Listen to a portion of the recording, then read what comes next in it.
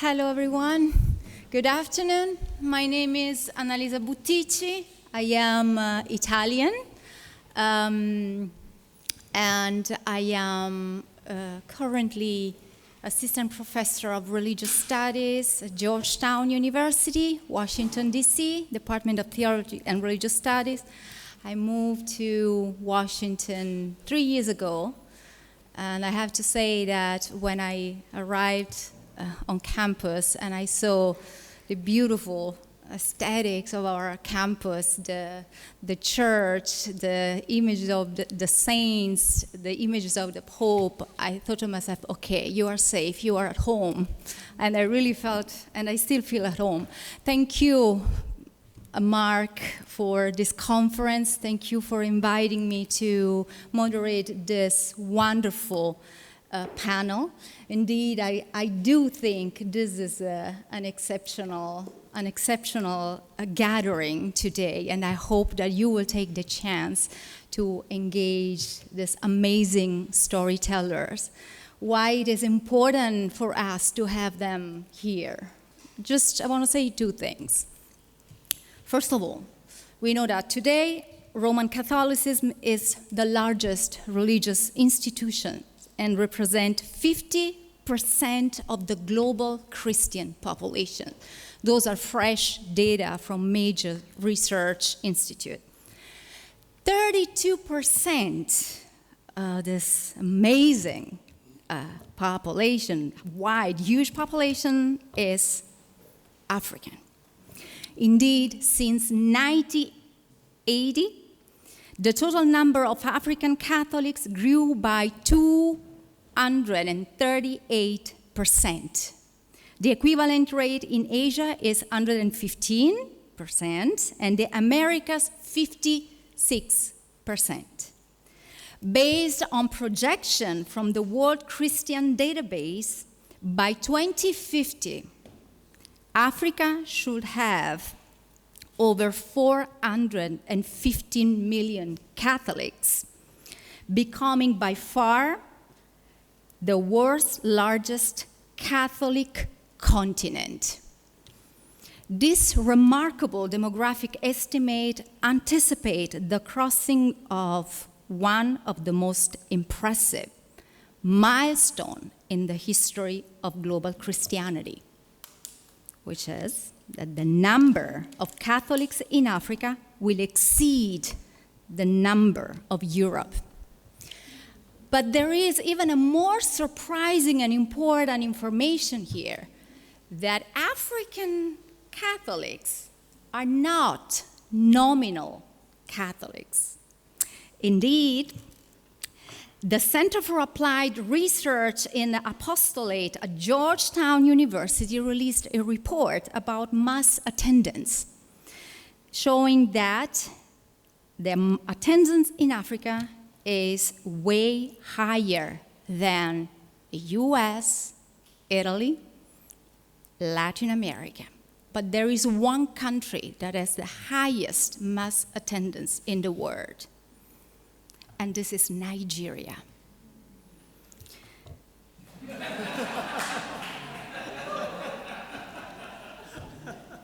And when we say mass attendance, it's more than that. It's not just going to Mass on Sunday. It's about liturgies. It's about celebration. It's about procession. It's about funeral. It's about living the faith and the aesthetics of Catholicism. So in Nigeria, the mass attendance is 92%, Ghana 82%, Rwanda 74%, Zimbabwe 85%, Italy 23%, US 21%. So Nigeria alone has roughly the same number of regular practicing Catholic as all of Western Europe. Nigeria, Kenya, and Congo together will represent a vast pool of 80 million weekly mass goers, which would be about 1/4 larger than the total for all Europe and North America combined. So this is Africa, and this is Catholicism in Africa. But there is also another important information that I want to give you, is that Africa is a major force in publishing. And here we have a beautiful pool of representatives. And it's a region with a direct line to the pressing question of our time.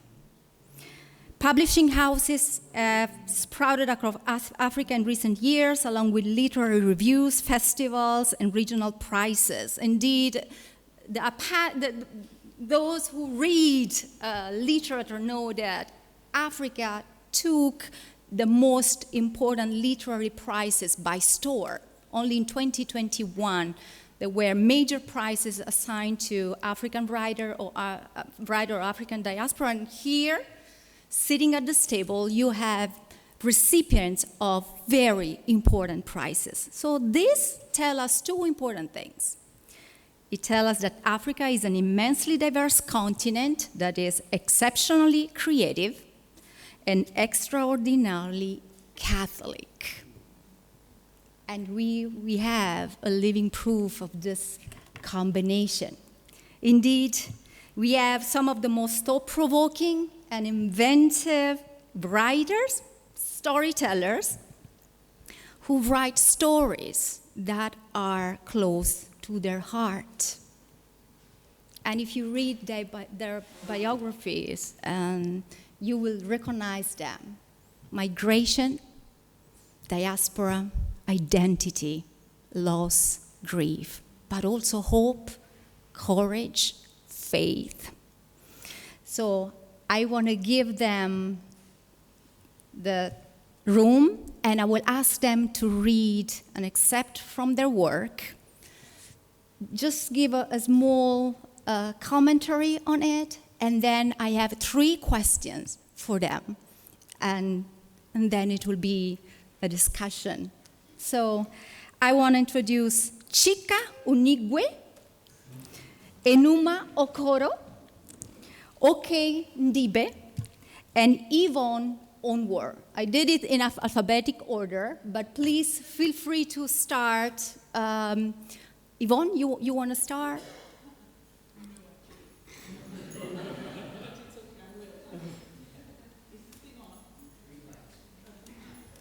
You need to push it. Push. Oh, push. Okay. Good afternoon, everyone. Good afternoon, everyone. Good afternoon. It's a great privilege to be here. Thank you for the organizers. My heart is full. It's overflowing. There's something of the, what I'd call the divine wink linked to my presence here. I am one of those who fled the faith, and I was one of those whom the hound of heaven shepherded to this particular place. I'm a returned Catholic, a vagabond, one of Malcolm Muggeridge's Satan roaming the world, or Chesterton's yachtsman leaving the shores of England only to arrive at England and imagine that she had arrived at in the South Seas. So I come from a strong Catholic lineage. Both my grandfathers were parish founders who donated land to build the churches that thrive to this particular day. But despite that, I did go wandering. This person was once a Hare Krishna bowing before graven images, but don't worry, my priest, I think, performed a mini exorcism. We are fine. What I will read is inspired by the sickle moon I glimpsed when I was waiting for the taxi, 1 hour wait for the taxi at the Termini station. I was visiting Nigeria, where my sister and her husband was with my nephew and niece. And it was in the middle of the night when good boys should have been asleep, but I was in my room, quite asleep, and my little nephew, pounded my door and says, Auntie Vonnie, come out right now.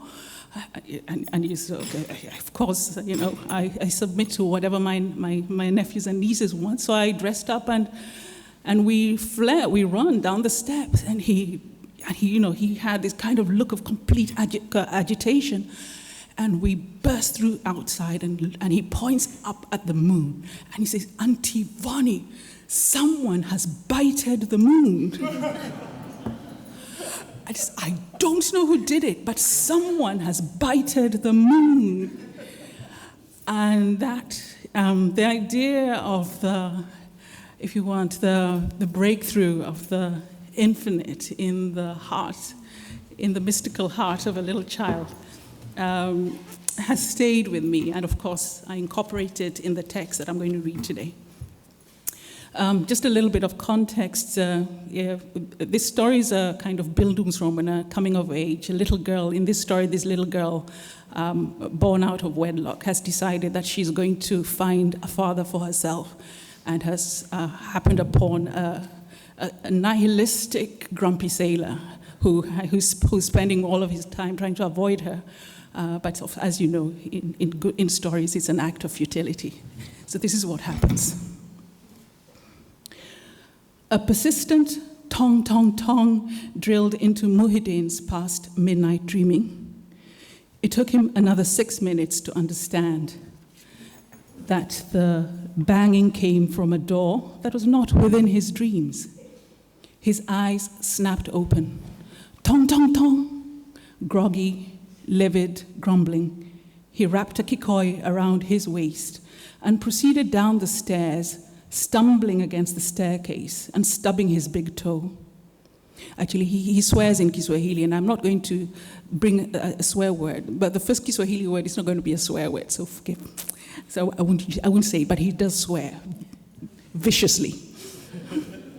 He yelped. By the time he had dragged aside the lock, caught the skin of his thumb in between the clasps, howled again, and wrenched open the door, he was ready to commit murder. There she was again, a little girl, shifting from left foot to right with bright-eyed urgency in a still night under a waning gibbous moon. Kuja uone, come see. She tugged at his arms, trying to drag him out. He's bewildered. What? But he followed her. Hurry, she demanded. An emergency. He raced after her. She was steps ahead of him and kept looking back. Hurry! Her arms beckoned. Something has happened to her mother. He wondered if he should have carried bandages. They arrived at a promontory. Below them, a tide swirled. A cool breeze provided a bass note for soughing night creatures. An invisible reptile interspersed the melodies with a monotone croak. Night jasmine infused the air, and the sky above tossed lights across eternity, splashing white, blue, yellow, and red sparks in the sky, which was reflected in the black mirror of the water. The child, tugging at Muhyiddin's arm, attempted a whisper as she pointed skyward at the moon. Who has break the moon? Her voice contained a compressed worry. She turned to peer into his face as if he must know, as if she suspected he would do something about the lunar vandalism. Muhyiddin had scanned the earth. He saw the night sky as if for the first time. Who done it? Ayana pleaded. She was holding his face as if his was the most important answer in the world. So Muhyiddin lied, because he did not want to seem ordinary in light of the hunger to know in her large eyes. He lied because he did not believe. Muhyiddin said, the infinite poet, Almighty, he added, as if he and the moonbreaker were intimate, who deconstructs in order to renew. He repeated the word Almighty to watch the ooh take over her face. He hoarded her wonder for himself. They watched the sky, saw stray night clouds, a fraction of the moon and traveling stars. Read, she then said, both her hands gesturing skyward. He waited. Read more, she commanded. But he had forgotten how. Used to wandering down random trails as he was, he had lost his way. So they watched the sky. Ayana tilted her head back, squeezing her eyes shut, then opening them. She asked, "And the ocean? She is saying what?" Muhyiddin listened. "Who are you?" he interpreted for her. "Who are you?" "I am Ayana," she screamed to the water below, leaning over the edge. "Now you." "I am Muhyiddin," he muttered. She exclaimed, loud, "I am Muhyiddin," he bellowed to the wind and waves. They giggled. They watched the sky. They heard the sea ask, "Who are you?" And the broken moon watched them. She turned and held his face again, the better to speak, but she forgot what she wanted to say as she studied Muhyiddin's face. "A small of star inside your eyes," she stretched out her finger and said, "Can I touch?" She did not wait for his yes or no. She touched tears, the star fragments she had glimpsed. And they sat on the edge of a promontory, an aging man and a little girl spying on stars and witnessing the passage of waves. As she pointed, he saw countries between the stars and heard silences between the ebb and flow of the tide. They sat on the edge and listened to the wind, the man and the girl, and the flow of life caused a tree's tiny branch to mark time with an intermittent tang. In the ocean's far horizons, a massive ship made its way, a light-spotted giant shadow. Ayana whispered, "Where it is going?" Unconscious that he had done so, Muhyiddin squeezed her to his side. "Home," he replied. "Where it is home?" she murmured. "Mahali Fulani, somewhere," Muhyiddin answered.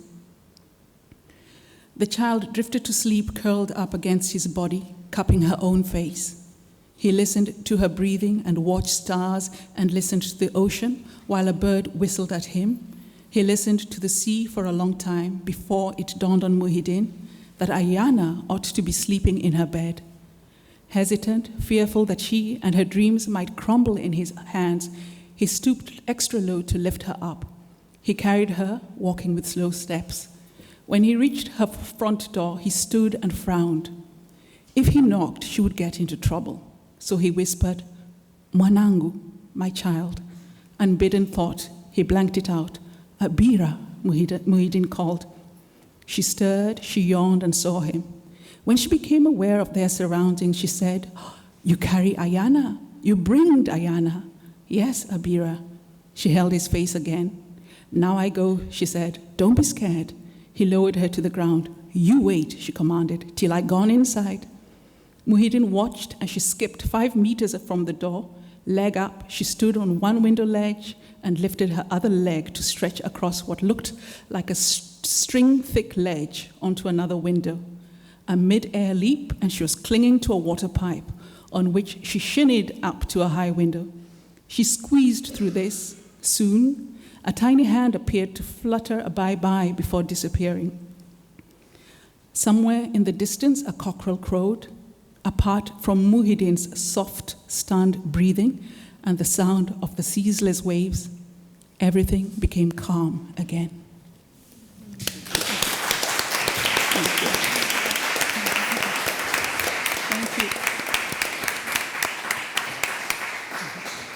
And this was a reading from your last... The Dragonfly Sea. The dragon. I recognize Ayana. I recognized her. Chica.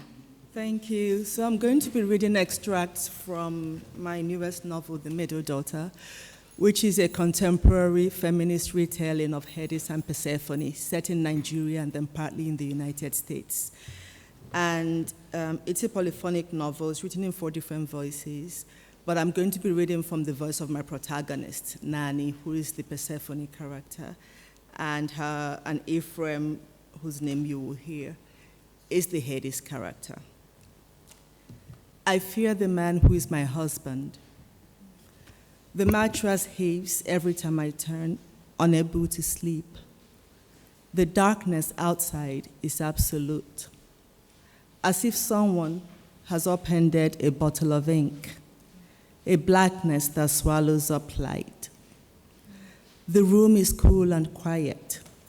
Sleep should come easy, swift in its suddenness, but I'm fiddling with my phone, knowing that even though my mother can help me now, I will not call her. Too much has happened.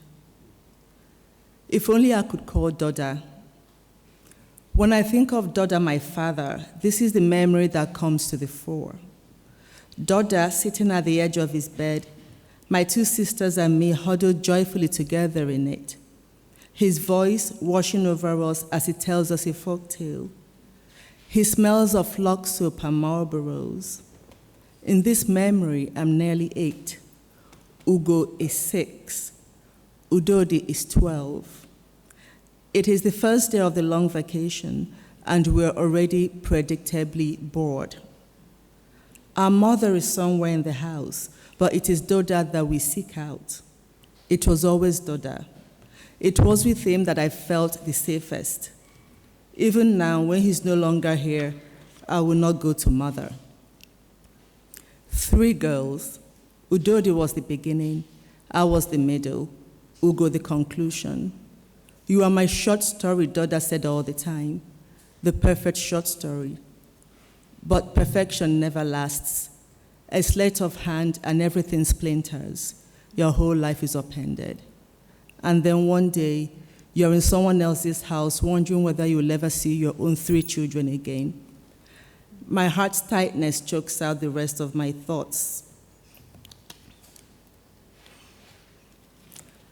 The day I left my husband's house, the world continued as it always had. The Harmattan wind was mild.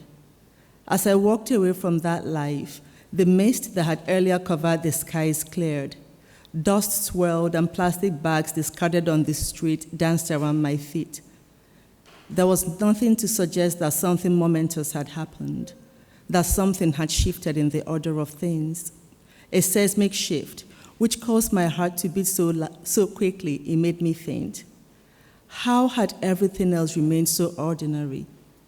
As I neared the part of Enugu where traffic was slower and houses had shrub fences and carefully manicured lawns, I slackened my pace.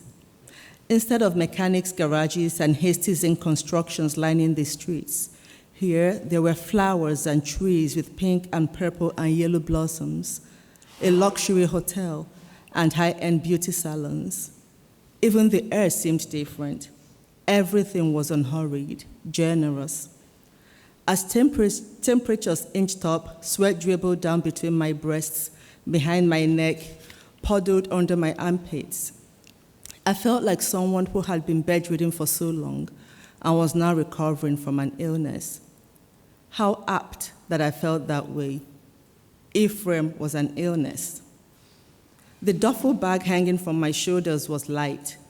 I did not have much that could fill a bag. Having been forced to live a Spartan, austere life by Ephraim, I had got used to it. What weighed me down was inside me. No bag would be big enough to carry it. I had got used to that too. But now I hoped that I would begin to discard that internal weight, shed it bit by bit, until I once again became that nanny whom teachers had said was so light on her feet she could fly. My husband was responsible for slicing me open, scooping out the essence of me, and filling me up with all that dead weight. I called Ephraim husband because he was the man to whom I was married. But husband has an intimacy to it, which I never had with Ephraim. I did not choose Ephraim. His house had never felt like home, not even after the children came. Number 47 Osumenyi Street was home, and there I was returning, sweaty, damp under the armpits, heavier and more broken than I was before I left. The house looked bigger than it had when I lived there, as if it were dough rising and expanding, spilling off the kitchen counter. Was it magnified because I had become used to small, narrow spaces, rooms in which I could not stretch out without hitting something or walk without stumbling, like one walking in the dark, into one of the many objects crowding the space: a suitcase, a table fan, a Bible, and shoes. Children's shoes, men's shoes. I had kept mine under the bed, hidden from view, and would have kept everyone else's under beds too, but those were crowded as well. Pots, pans, bags. The house pawned more things than it could contain, cluttering every nook and cranny. When I saw the children stumbling and falling into the chaos and was helpless to pull them out of it, I closed my eyes and imagined I was back home. To be here now without my children, under these circumstances, felt like a betrayal. Thank you.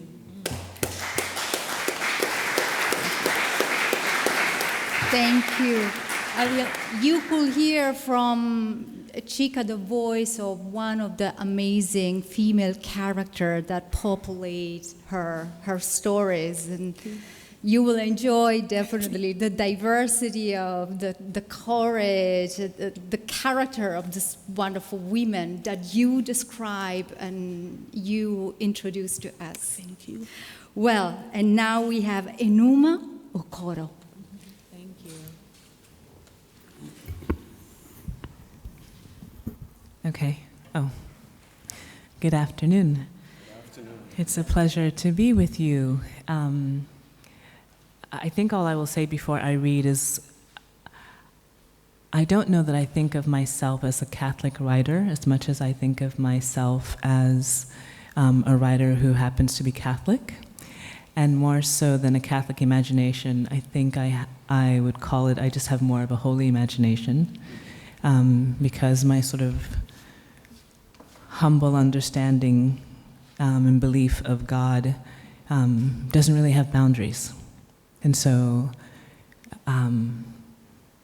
there's room for lots and lots of things and lots of namings. And my faith plays out in many different genres of my writing. And so I'm just going to read a short sample from 3 different pieces.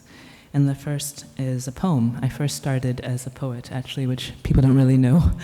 But so the first is a poem, and it's sort of a reimagining of Eve, who's mostly gone down in history for having fallen short of lots of things.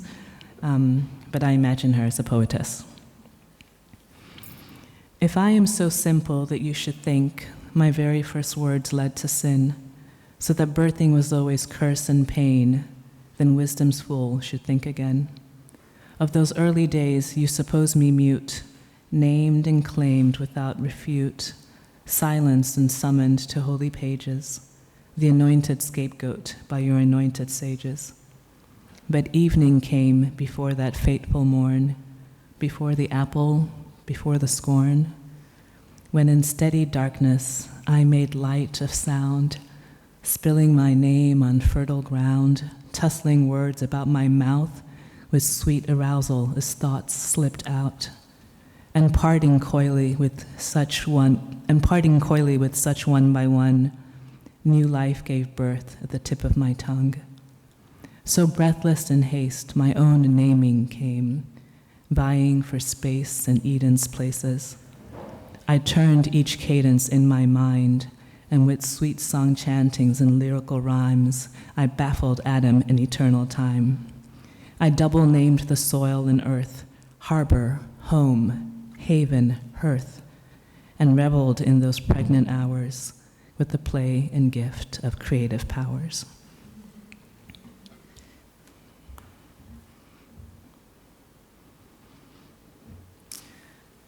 And this, it's just part of a short story. It's called The Heart of a Father, The Heart of the Father. Who has the heart of your husband? Pastor asked Mama. It's important to know before we reach the burial site and start our prayers. I look up from my coloring book, the family I have been shading with my brown color pencil since takeoff. All of them are the same color. Me too. I want to know who took my daddy's heart. Pastor keeps talking. This thing that happened, Mama, no be small matter. I think Pastor has started to fear me small since I saw Papa, Saturday before last. I told Mama that I saw him, and Mama told Pastor, and Pastor came to the house. Since then, he cannot look me in my eye. This trip, it is his own idea. He asked the church to raise money for us to go to my daddy's village to settle this matter. Me, I listen to Pastor now and I cover my mouth with one hand before a giggle slips out. I still think it is funny that Pastor calls Mama mommy, as if he is a simple driver or house help. A whole man like Pastor, who speaks to God and holds our heads underwater until our spirits are born again. Brother Obina's spirit wants something, Pastor says. He will come to her again. I thought Papa came because of me, that God was going to answer my prayer, and Papa came to tell me what would be done. Like I was Mary found with favor, and Papa was my angel Gabriel, a messenger I would not fear, full of good news. But Papa did not speak that time, so me, I have been waiting for his second coming. But now I hear Pastor saying that Papa wants something. It makes more sense. I cannot imagine anybody coming from heaven for me. I steal a glance now at Pastor from the corner of my eye. I catch the glimmer of his freshly ironed shine suit. The whole 1-hour flight from Abuja, he has been sitting straight up in his aisle seats so his suit does not wrinkle. Pastor dresses like he himself has come from heaven, his clothes like Moses' face in that story when he comes down from the mountain.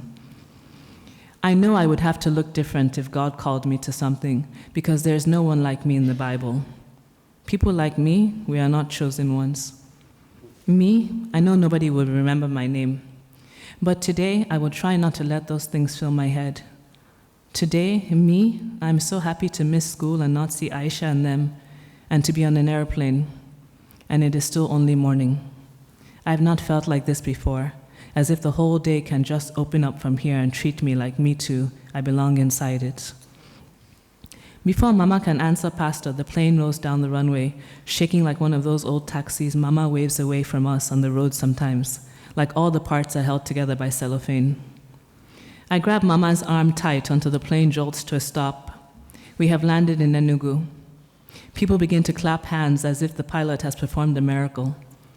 As far as I'm concerned, he has. I know there's science, but I think it's either a miracle or juju to keep this machine in the air. Pastor makes the sign of the cross. I mouth the words with him out of habit. Father, Son, Holy Ghost. Sometimes when I'm praying by myself, asking God for the things that have not yet come, I change the word. I say, Father, Daughter, Holy Ghost, because in the beginning was the Word, and the Word was with God, and I want a word with me that makes God see me. If he will not fix me, I want him to look at me and tell me why he made me like this, as if he himself, a whole God, ran out of color.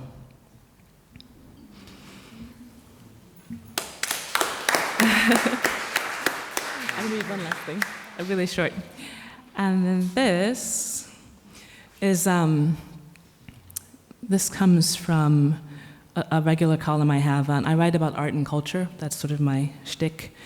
And this is one of the columns, a piece I wrote, and I used 3 pieces of art to reflect on how we live our lives. And this was one on Mary that I wrote about around Advent. I'll just read some of it. It's the day before Christmas, which for many of us means a combination of last-minute gift wrapping and festive preparations. But my mind isn't on any of those things. As is the case at this time every year, I'm thinking mainly about one person, Mary, Mother of Jesus, and how somewhere a couple of thousand years ago, she was probably in the midst of what women have been doing since the beginning of time, sweating and laboring to give birth to her child, the one destined to bring about conflict and peace. I've been thinking a lot about Mary's body, the role it played in this delivery, the pain and the exhaustion, the utter trauma of it all. Traditionally in art, the nativity scene shows either an unusually pale or a blessedly flushed Mary gazing fondly at a rosy-cheeked suckling infant or an impish toddler holding Holy Court on her lap. In those images, Mary is meek and mild and calm. It is very difficult to find in art history any images that align with my own imagining of Mary as a bold, strong-minded, reflective, and determined young girl who pondered the life-upsetting and dangerous things that were asked of her before accepting the burden. In my mind, Mary's labor and delivery seem of equal import to every other part of the Christmas narrative, especially in this past year when news, story after story, has highlighted the strength, courage, and resilience of women the world over, from Ukraine to Afghanistan to Iran. In Virgin Annunciate by Sicilian artist Antonio de Messina, we encounter a rare depiction of the Annunciation. There is no sign of the angel Gabriel. A young, solemn Mary is alone in the midst of reading, most likely the holy text, when she's disturbed by someone, presumably Gabriel, but also by us, the viewer. With her left hand, she pulls her blue veil modestly closed at her chest, but her right hand reaches out as if to halt whoever's disturbing her personal time. Behind her is a dark, empty space that offers no clues as to where she might be or what her past history is. There is no halo, no nimbus, nothing suggesting that she has any more special ability than any other girl or woman. And we can be sure that she wasn't the only poor, young, unwed virgin in the world. I love this image of Mary because I assume she has heard Gabriel's invitation, and that the gesture of her right hand indicates that she needs a minute to receive it. This Mary who reads and thinks and seems in the midst of serious consideration. Will she accept the seed of peace in her womb, nurture it, and deliver it into an unjust and aching world? I try to imagine her contemplating all that is at stake in her yes, her pending marriage to Joseph, her reputation, her livelihood, not to mention the huge political implications. The child would be given the throne of King David, meaning vast social upheaval. I suspect she was counting the cost of her participation. I love the fact that she's looking directly at us, implicating us in Gabriel's asking. I cannot help but think of women across the world today who are doing whatever they can to seek justice and peace for themselves, their families, and communities. They share with Mary that same mix of conviction, fear, strength, and courage. And I'll end there.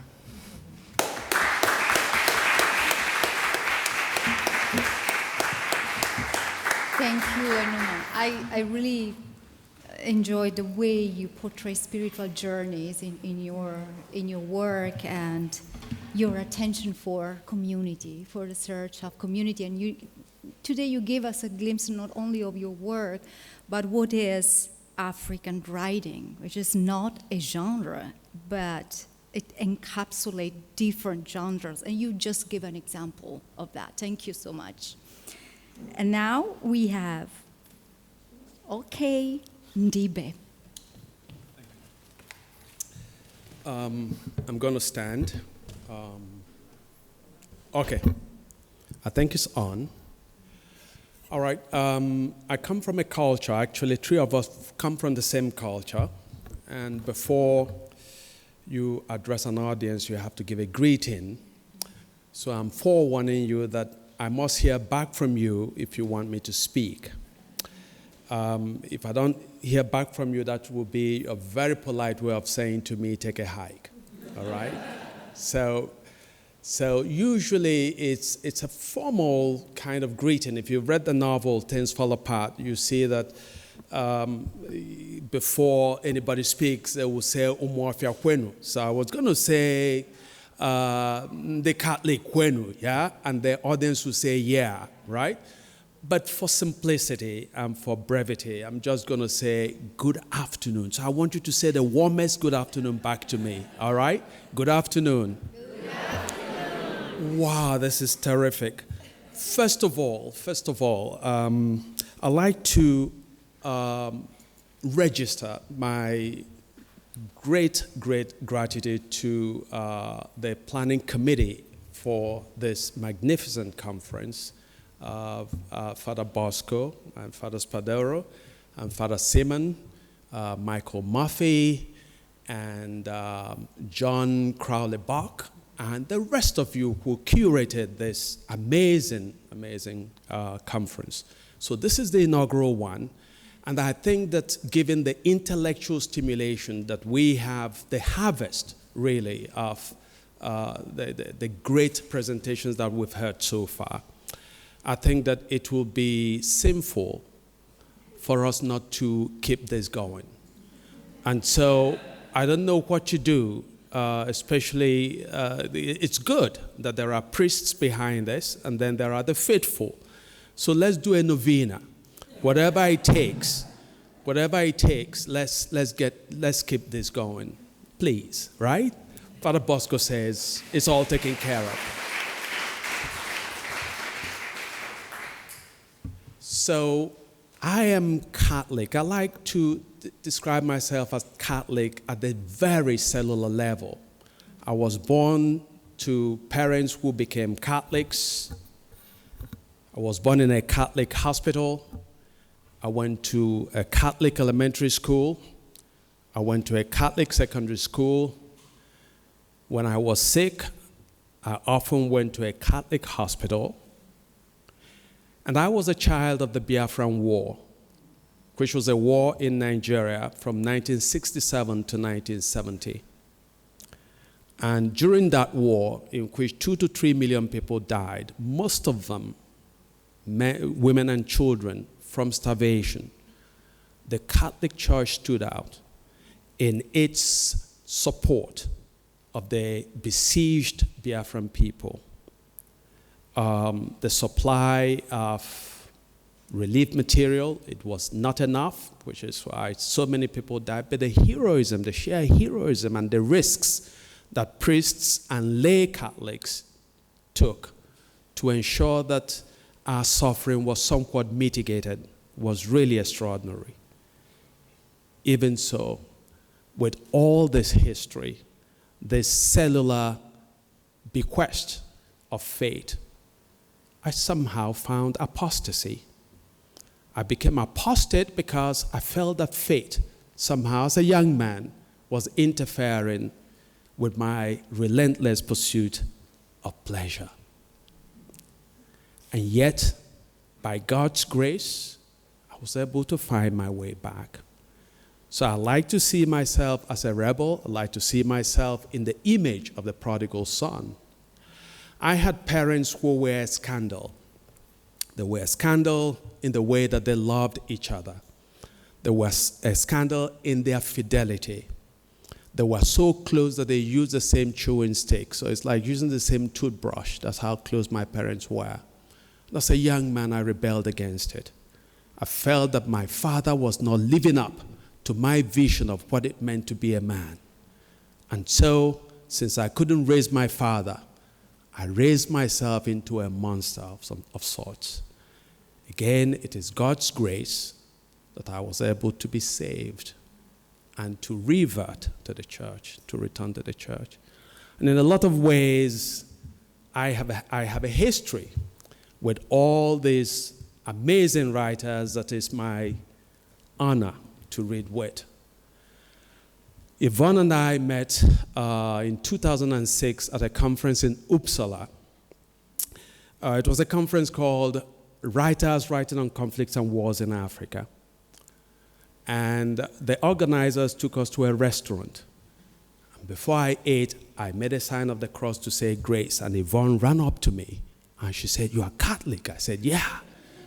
And she said to me, "I'm also Catholic, but sometimes I'm scared to pray." And so I think it was John Dean who was speaking yesterday about how difficult it is to be Catholic and an intellectual, a poet, a writer in the world. It is indeed difficult to practice one's faith. And unlike other faiths where you can pray silently, our faith enjoins us to make a sign of the cross. So in a sense, you out yourself when you do that. And then years later, at the conference in Belgium, I met Chika Oniwe, whose work I had followed from the sidelines for years. And Chika has the most lively spirit. I tried to take a picture with Chika, okay? I tried to take a picture with her, and Chika was just posing, and I said, whoa, this is, her writing. This comes across in her writing as well. And the Enuma, I think it was 2014 or something, my second novel had just come out, and my publisher sent me on a national tour I appeared at the bookstore in Raleigh, and here was Enuma sitting right there early. I usually will arrive early at the bookstore because I'm quite gregarious. I get fuel from human contact. Unlike some writers who say they hate their readers, but they want their readers to read them, I really consider myself fortunate. And so here was Enuma, and we had a great conversation before I was able to read. And so it's all a way of saying how special it is for me to be invited to this event.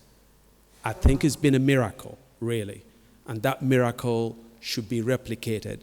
It shouldn't end here. Okay. So I told Father Bosco yesterday, and he seemed a bit horrified. I said, I'm incapable of brevity. so he said, Annalisa has been given instructions to, stop us on a certain time. So before we get there, let me do a quick reading. So I'm going to read from my inaugural book, my first book, Arrows of Rain. It's a novel. And my father, so I told you about my reconversion, in a sense. And my father's death became a moment of rebirth for me. So I was rebelling against the church. Then my father died, and actually his death brought about a miracle because I have three other brothers, and to one degree or another we had wandered away from the church. And then our father dies, and the next time we meet in Nigeria, we had all returned and we were going to daily mass. So I think that is a miracle. There's no other way that I can speak about it. And yesterday, some of the presenters were talking about the sense of being given a gift, poets especially. So I feel that when I was writing this novel, my father was sick and slowly dying. And I had come to recognize His majesty. And so one day, I was a graduate student at the time. I was driving home, and I came up with this moment of fantasy where I wished that I'll be there holding my father in my arms as he took his last breath. And so one day, May 28, 1995, my elder brother called me and said, our father died today. And that's exactly what happened. My brother had gone to mass and come to see my father and was going home to his own home, and his wife said, let's go see your father again. And he drove back, and my mom rushed out and said, your father is not doing well. And my brother, who is a medical doctor, said he came and held my father in his arms, and our father died. So it's personal, very personal. And so the section that I'm going to read, I was going to read the section where this young journalist, encounters his father as his father is dying, and he really holds his father. But sometimes I break down when I read it. So I'm going to read a section where the grandmother is talking to her grandson after his father's death.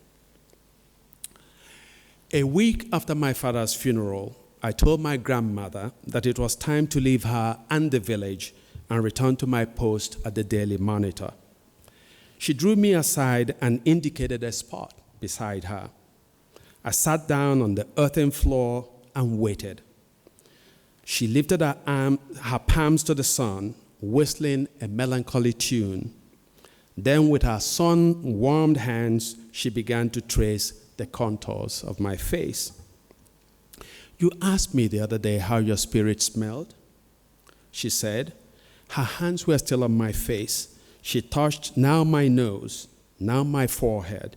She felt my ears and lightly drew her fingers across my lips. Every breathing person has two smells, but the smell of your good spirit overpowers the bad.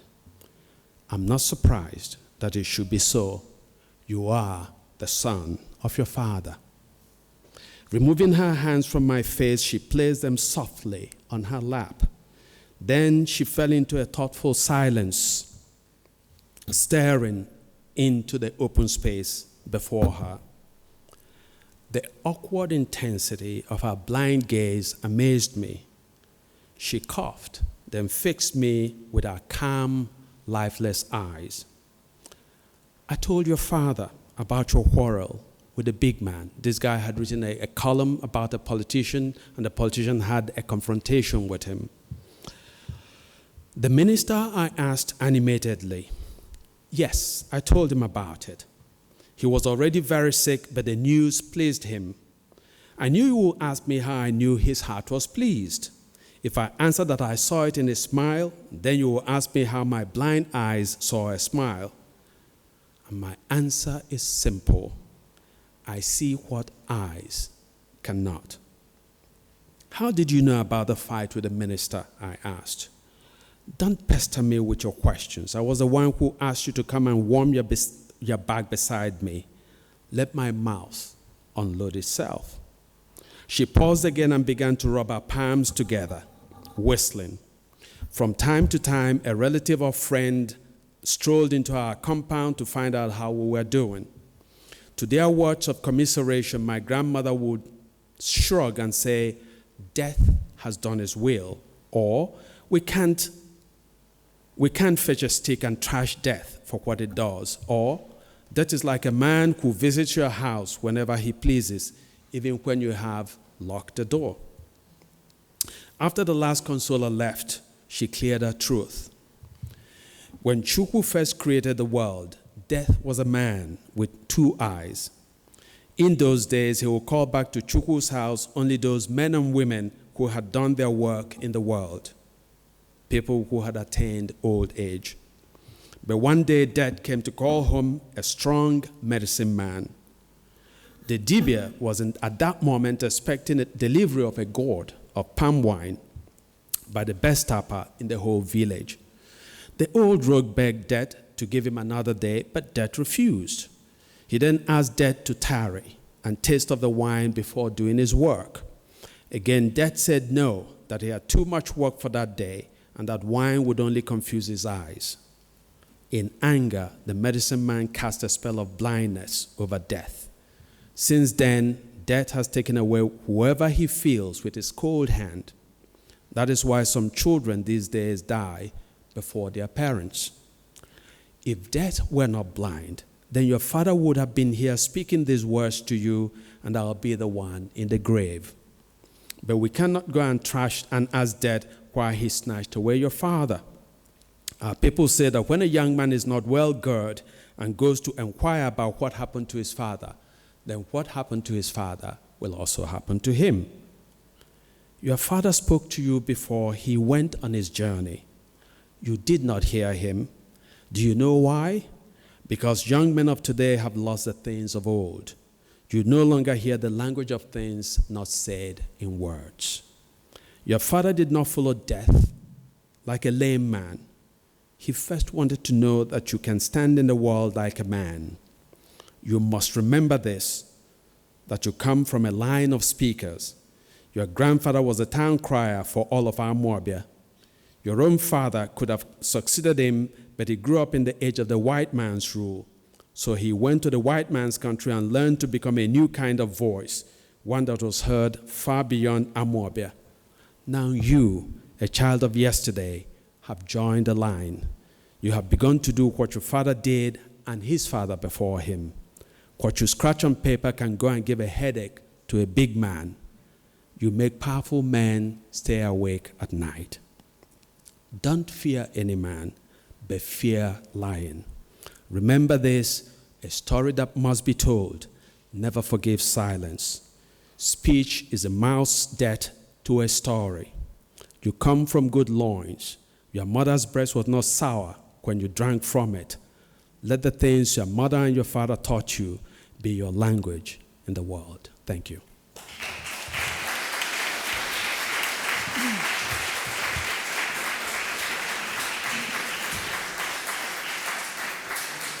In our previous panel, Sister Dominica talked about storytellers, African storytellers, and this is a great example of amazing storytelling.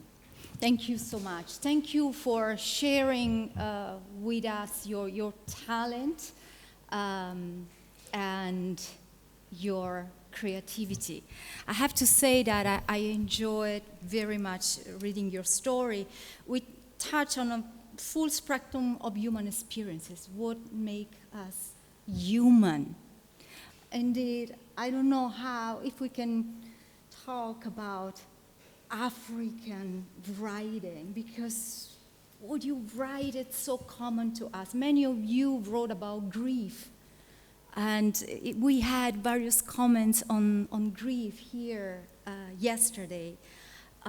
So you talk about suffering and oppression, but also freedom, strength, courage, beauty. Even your description of natures are always so captivating, hypnotizing. You really take us in the places you describe. But you also write about trauma, violence, community, belonging, and estrangement. But there is also one thing that you do in your writing, which I found fascinating. You speak truth to power. And in the case of Yvonne, I heard her saying powerful things about memory and the raising of memory. Indeed, your work, even your last work, is about memory, recovering something that has remained secret, has remained hidden in a reservoir of forgotten story. And Chike, you write powerfully against patriarchy, but also against misappropriation of religion. The great abuser of your novel is a pastor. And I have to say that I also read a lot of your work of Enuma and your critique of race and race relation. I read a beautiful piece about race, and you're moving to Nigeria to kind of, because you were so tired of race in the United States, and you went to Nigeria hoping that you would feel better, and yet you still struggle with identity and belonging. And you really wrote powerfully about the pain of migration, but we also know you for a public intellectual who has a very strong voice in your country and who is passionate about what I will call integrity. So you all write about some sort of integrity, spiritual integrity, social integrity, political integrity. And here is the question about Catholicism. How Catholicism shaped your literary imagination, and how did Catholicism shape your value and your way of looking at a world and at humankind? Who's that? Yvonne. Annalisa. Yes, Mark. Oh, okay. Is there anything? You know, I actually don't think I speak truth to power. I'm just what somebody's called, what do you call it, an unruly artist. But okay, Catholicism. As I said, my lineage is, both my grandfathers were, if you want, what do you call it? They set up the roots of, if you want, the infusion of the faith. So it's what I was born into. I grew up in a home where all the literatures of the world were accommodated as members of our family. So it took a long time. I had to go to England to discover Tolkien and Chesterton were not Kenyans or members of the war family. And I've been immersed in these literatures and so profoundly influenced by them. I guess I'm in good I'm in safe company here to say, talk about my own, how do you say it, not just flirtation, but stalking of a lot of dead white men whom I absolutely adore. Evelyn Waugh, all these, Hilaire Belloc, all of them, Walter Percy. No, I'm not known to be politically correct. I wasn't born that way either. So maybe that's also the Catholic part of me. But having wandered and immersed myself in a lot of other faith systems, there was something I was looking for. And I wandered very far. Again, part of confession, there was a time I was dancing under the moon and embracing the power of the universe in one of the moments of lunacy, in the quest. But it was a longing for... I remember writing in my diary that I'm longing for a God who is grounded in the humus of my being. I need a wild God who has an answer to the waves that I love, massive waves. Yes, I need a God who dances, and I need a God who bleeds. And I remember just writing that, almost like a cry. It was a creed, a longing, profound longing. And then one day I walked into a lecture hall in Cape Town. I was on my way to somewhere else and saw this. It was very new agey, but I walked into this lecture hall, and there was the late poet, at that time he was still a priest, John O'Donoghue. I literally walked in, and he had this incredible Irish brogue saying, I'm introducing you to a God who's wild, a wild, desirous God. And I'm thinking, it was literally, I almost broke, I almost melted, because here was my longing. I ended up going in a retreat. He celebrated a Mass on Easter Mass when the sun was coming out under a tree, and that for me, that was the, if you want, the portal back to my return to faith. I'll end soon. I've got a previous life in the corporate world, so literally I was on my way to somewhere else, to Forbes' top 40 under 40 kind of thing. I think. That was the hope of my parents anyway. When this happened, and I became a writer. So when I received the gift, so somebody was talking about the gifts that one receives. So I know, but again in safe company, nobody has heard this before. I know this gift was given to me by God. So I cannot separate my expression as an artist from the gift that was given to me, a random special grace. Yeah.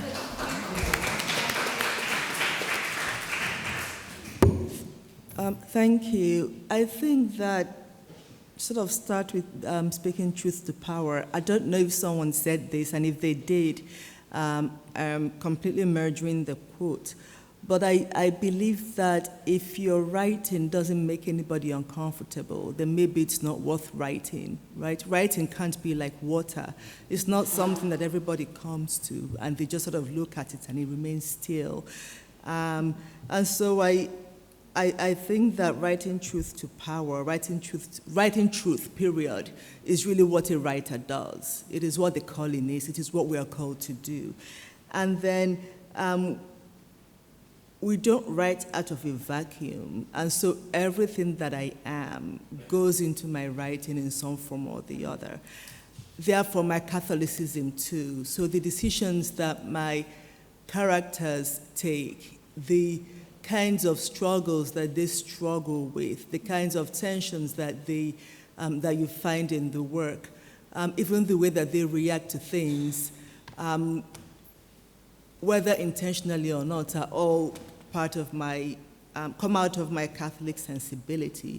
So the struggles I'm putting in their way, how they react to it or not, and what the consequences are. And I find I don't often reread my works, but for this conference, I try to think intentionally about what I have written. And it occurred to me that I tend to write a lot towards a certain form of redemption, right? And then it is up to the characters whether or not they want to take that redemption. But it's something that I tend to do, very often in my short stories and in my novels. There is always space for grace, and there's always space for redemption, but whether or not the characters use it is completely up to them.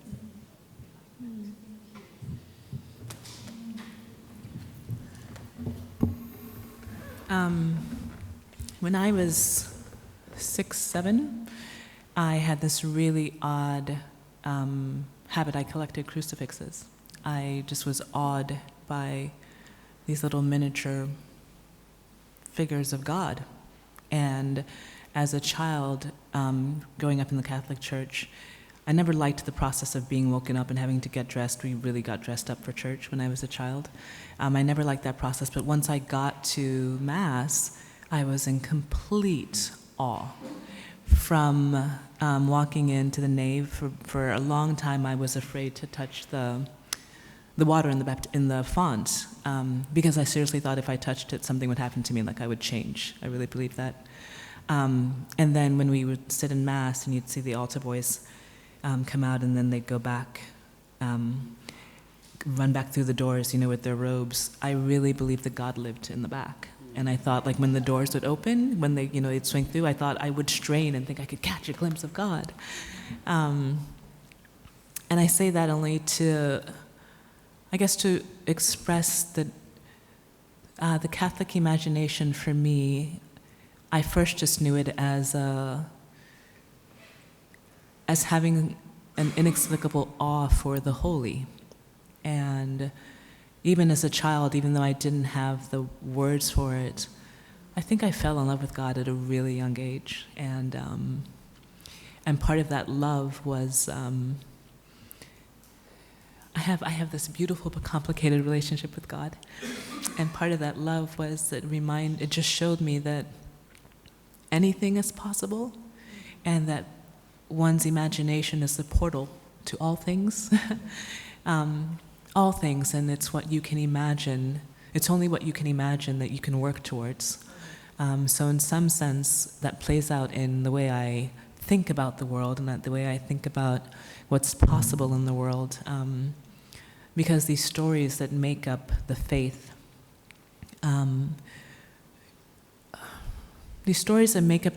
remind me that just as much as it's possible to continually build and make worlds, because God is always in the business, I believe, of ongoing revelation and ongoing world building, it's also possible through these stories to be reminded that we can fracture narratives that exist that aren't life-giving.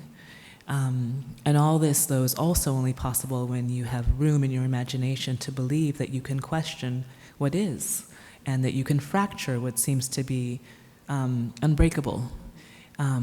Because sometimes, as we know, we have to break down to build back up. So that's one way. And another, I think, really important way, as I got older and could articulate more, is that the faith and Catholicism specifically really gave me a renewed understanding and appreciation for living by living by a different understanding of time. Like I really, I don't think of time as linear as we're taught to think of it. I think of it more as cyclical. But I'm also so deeply, I really love the idea of the liturgical calendar, because it reminds me that there are seasons in our lives, and we do live lives of feasting and fasting, and our lives are both joy and sorrow simultaneously. And I think even in the midst of the most horrific things we encounter, I always think of that line by Manly Hopkins, the other famous line, "The world is charged with the grandeur of God. It will flame out like shining from shook foil," right? And you think about that. That no matter what is happening in the world, everything still can scream and praise and speak of God's presence. But we have to have the eyes to see it. We have to have the faith to believe it. And we have to have the courage to mine for it. Yeah, so, you talked about the imagination being sort of cellular to you. I don't walk around thinking I'm Catholic or thinking, I just walk around with my eyes open, trying to pay attention, and with a deeply grateful heart that truly, but for the grace of God, I am, it's only when I went to seminary that I realized how little I knew about God. But I was that student who went to divinity school. I had God in a box, and going through getting that theological education made my faith stronger, but it also exploded that box. I have nothing to contain God. It's just not possible, and I no longer try to. I'm not even interested in that. And so I feel like my work now as a person who's seeking to be faithful is to let God be God. And sometimes letting God be God also means challenging what the world tells you. And even those who are in position and who have been trained to tell you who God is, God can speak beyond that. I'll stop there.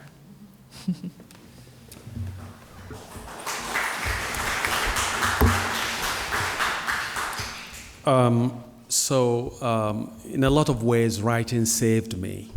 As a young person, I was given to dissipation. There was something that underscored a lack of focus. That's what I was drawn to.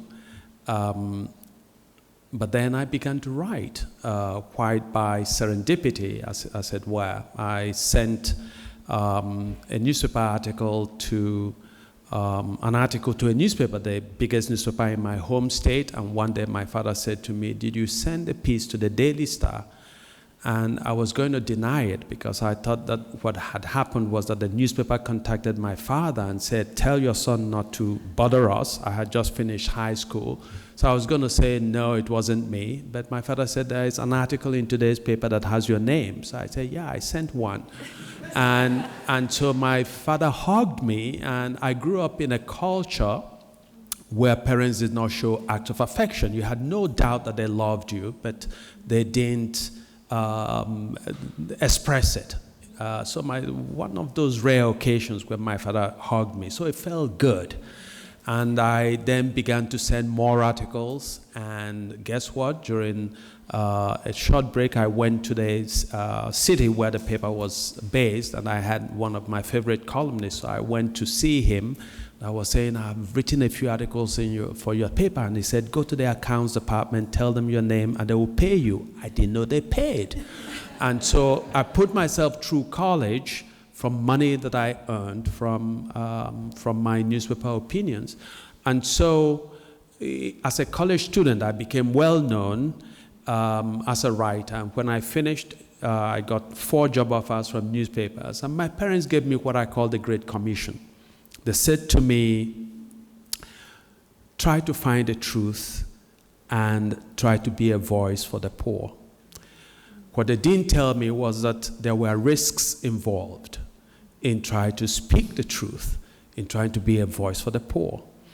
And so, for example, in 2011, the Nigerian government put me on a list of enemies of the state, as a consequence of which I get arrested at the airport every time I come in or I go out. And sometimes, on one occasion, they kept me overnight for 10.5 hours. And when I speak in Nigeria, typically to college campuses, students say to me, "Are you not scared of being assassinated?" Because Nigeria has a history of assassination of dissenting voices. And on one occasion, I was giving a talk at a university, and students asked me that question. And I didn't quite think about it. I just said to them that fear is a choice, and I've chosen not to fear. Yesterday, Cardinal Mendoza, I hope that's the name, said something that really brought my wife. Independently, we were not sitting together because I was jet lagged, so I was standing at the back. But my wife told me that it brought her to tears to hear that. And I was moved equally by that, what the cardinal said, which is that when Paul was imprisoned, Paul said, "I'm in prison, but my words as it were, roam free in the world. And I think that that's an important witness, an important lesson for writers, especially writing in the context of, say, post-colonial countries in Africa, where things can be tough. I'm really amused that American writers can abuse their presidents all they want, and they are given benign neglect. Well, in Nigeria, that could get you locked up, that could get you assassinated, that could get your sibling losing a job and so on. That's almost happened to my elder brother when I criticized the state governor. My brother was a doctor in a state hospital, and he was to get a job, and it was all signed, and somebody said to the governor, this doctor is the brother of Okendibe who criticizes you. And so that appointment was put on hold for months, It's just that an international agency was involved, and the agency said it's got to be this doctor or nobody else. Otherwise, my brother would have lost a job. So there are risks involved. But talking about the Catholic dimension of one's creativity, I think that it's like the skin that one wears. You're not aware of it, but it's there. It suffoses the work. It infuses the work. It saturates the work. The work is immersed in it. And so it's almost like a baptismal experience, scope to the writing, that as one detaches oneself and looks at one's work, you see within it tropes of, the Catholic, what it means to be Catholic, the questioning, the solicitude for beauty and for justice and so on. So I think that, again, I've been given that gift. I concur with Yvonne. I have this sense that God has given me a gift to be a writer. And the only anxiety I have every day is that I'm not bringing it to quite to relief. So I have that major anxiety. So I go to confession on that score quite a bit. That I'm not living up to God's commission. But I'm trying my best. I'm a very weak person.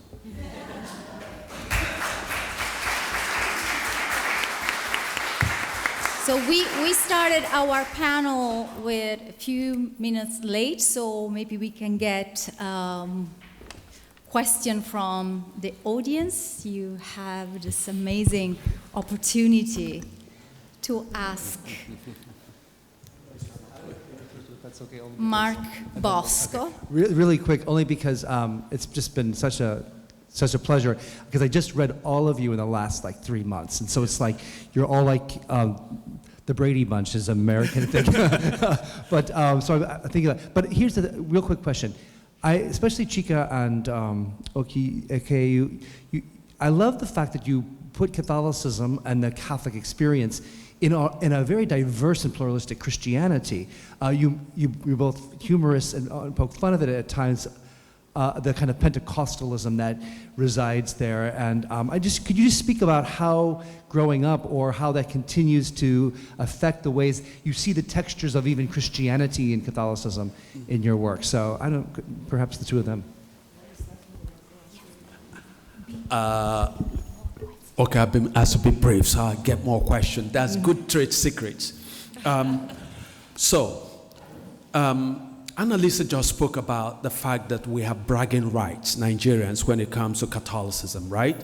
So it's beautiful, but then there are impediments, okay?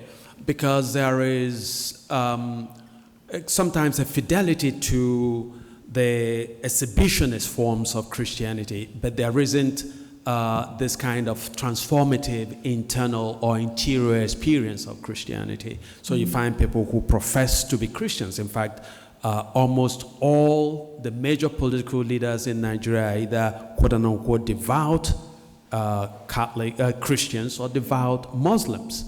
And yet the country ranks high, thank you for not mentioning that, on every index of corruption. Mm-hmm. So why is there this disconnect? And so it's something that I'm curious about, and I try to investigate both in my journalism, but ultimately in my fiction as well. In the interest of brevity, I'll stop there. Yeah, and to sort of dovetail off of that, I'm very interested in the ways in which Christianity, so not just Catholicism, can be used as a force for good, but also as this force of manipulation, especially.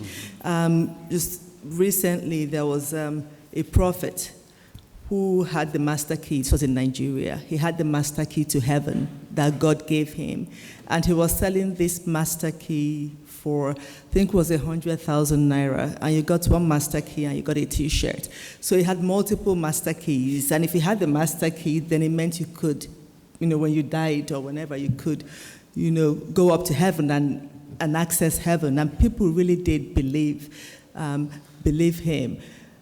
And in my works, I am very critical of this aspect of Christianity, but also very critical of the way in which Christianity is performed, also by a lot of people who go to church every Sunday or go for Mass every day. It's just people want to be seen to be at Mass rather than to be seen to actually live Christianity. And I think that most of my writing, especially my critique of Christianity and Catholicism, comes from that anger at the way in which it is being exploited to further marginalize the poor, by people who ought to know better, really, and who just choose not to. I'd love to say something to that as well, though. The short story I was reading from, if I'd continued, it's essentially about how faith, like Western Christian belief systems and Nigerian traditional superstitions can interplay with each other as well. But even beyond that, I think I'm also really interested in how Catholicism or Christian belief also interplays with more traditional African religions, and especially I'm Igbo, actually all three of us are Igbo, of the Igbo tribe from Nigeria. There's certain aspects of Igbo religious belief systems that I think can illuminate more so sometimes than, this is my personal belief, than how we're taught to think about certain lines of Christianity, in the sense of that really remind me of the sacrality of nature in a way that I don't know that is always emphasized in Western faith traditions. More recently, yes, because of climate change and the climate crisis, but they're going back to sort of what I was saying about the imagination and how imagination is a portal for so much. Even if I may not practice or reclaim aspects of traditional Igbo religions or beliefs, there are aspects of it that I really value and find deeply beautiful, and I think there are ways to still incorporate, a recognition of considering the earth as, a deity, or the sun, the moon, or the sun. That I'm just more open to thinking about more and considering. So. Thank you so much. This has been wonderful. I was struck in actually sort of going off on what you were just saying. You mentioned that you feel you have a holy imagination, and I was reminded of a line from André Dubus II, a Catholic writer, where there's a short story where this Catholic father is thinking about his daughter who strayed from the faith, and he says, "In truth, she inclines towards pantheism. A good sign, I think, for Catholicism includes pantheism like onions in the stew." And for me, I'm attracted to that wild faith. And I wondered if you could talk a little bit more about those things that aren't strictly coded as Catholic, that nevertheless are the fuel for your holy imagination. I think the one immediately that comes to mind is this idea, this sort of, you might call it new agey, but I think more ecological idea of grounding, of sort of reconnecting to the earth. One thing I love about that I embrace with Catholicism and the Christian faith in general is I really think the incarnation is just incredible, even beyond a God becoming flesh, right? But the idea that It really asks you to take very seriously and beautifully the fact that we are embodied and what that means for how we understand our faith and how we relate not only to other humans, but to all of creation.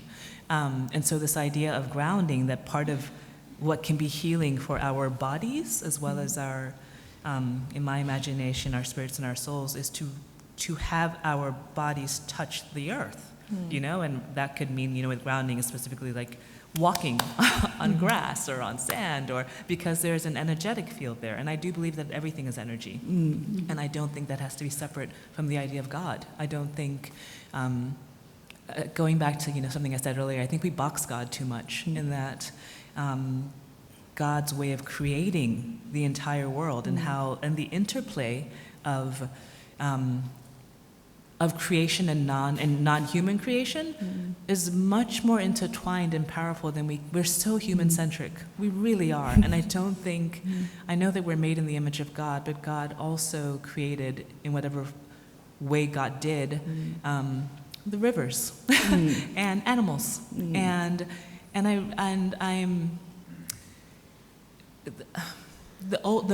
I'm deeply moved by that, by our connection to these things, and I'm increasingly hypersensitive to how my existence is affected by the existence of other creatures and other aspects of nature that may not be alive in the way we think of. But I think everything has an erotic energy to it. So let me just add to that, because Igbo culture, Igbo traditional religion also understands that everything has energy, everything has a chi. This table has a chi because it was made by man. This has a chi, this has a chi, you have a chi, I have a chi, everybody has a chi. So the chi is spirit, essence, right? And so it's very interesting that you're not linking it to Igbo religion, but that is really what it is, right? That everything has its own energy. Every single thing, the ground that we walk on. And that also brings me to the way, sort of groundedness again, the way I think of my Catholicism, right? I think of it as home, right? And, there's a beautiful quote by Robert Frost that says that home is the place where when you have to go there, they take you in, right? And that is also the way Igbos think of home, or Africans think of home. You don't kick a kid out at 16. That kid can be 60, 70, and home is still home. And that is the way that I sort of think of my Catholicism, and therefore of Christ. It is home, it is grace. Yeah. You spoke of wildness. It took coming back to the faith to see in Scripture the wild God, the one who dares command the winds to shut up, and to recognize that, to inhabit that. And as I, venturing into the world of story, the understanding, the sense of the father who has lost his beloved children, who tries through this whole series of chapters in the Bible to send all these people to call the children back, and that doesn't work. So what does he do? He sends his one boy, and says, okay, you go down, become a human being, take on the flesh. But I don't know why it was so hard to see that before the return, and all these worlds kind of then open. I remember also writing in a journal, you are mad, dear God, you're absolutely mad. And then to find that Catherine of Siena had beaten me to that, where she says, you are crazy, dear God. Yeah, so I call myself one of God's wild women. And if he has white hair, I'm responsible for some of that. But in the process of that kind of quest, that seeking is to find, for me, I found particular, the kind of, pushing the boundaries of God, to use the word, pushing God's own boundaries, and finding particular meaning in the Saturday, the descent into hell part of the Easter Triduum. That became very particularly essential and important for my own kind of quest, making peace with the darkness. This is the shadows, the things that make one tremble. But to find that God is even there in hell. I was so happy when the creed returned, he descended into hell rather than the anodyne, he descended to the death. I pay particular attention, he descended into hell. I'll leave you there. Please join me in thanking Chika Onigwe, Enuma Okoro, Oke Ndibe, and Yvonne Ower. Thank you.